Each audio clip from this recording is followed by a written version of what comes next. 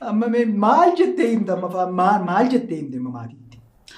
Kana booddee jireenya mataa kootii jalqabeeraa dhufee wajjiniin jiraannaan siin jedhe lafa dhattu tokko qabdu kana booddee na goomsuu hin dandeessu. Qoosa akkasii dhiisi. Amma ammaatti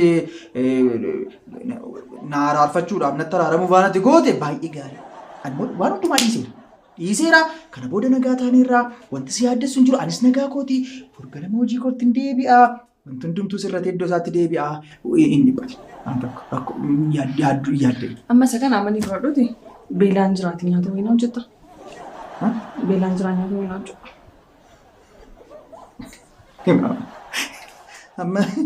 Amma ati qoosaa dhiisiiti kophee kee kaadhuudhaanis beela'eeraati bakkeedhaa nyaannee achumaan si geggeessaa maatii biratti. Hin deemuu siin jedhee asuma hin jiraadda. Asuma hin jiraadda? Eeyyee waliin jiraanna asuma. Maal jechuudha wajjin? Akkamitti jiraanna mana tokko keessa maal jechuudha? Wajjin hin jiraanna. Kanaaf hin deemtu jechuudha. Asuma jiraattaa jechuudha. Anatu deema kaanoo eessa dhaqu eessa jiraadhu immoo dhaqu hiriyoota eenyu? Ani eessa deemu ree? Iddoo tokko iyyuu hin deemtu. As. Kanaaf deemaa hin jirtu kaa? Eega.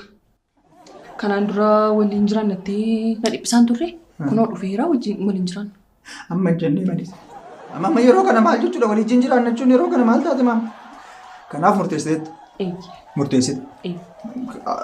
As jiraattan ajjeetu. Nyaaticha naatti.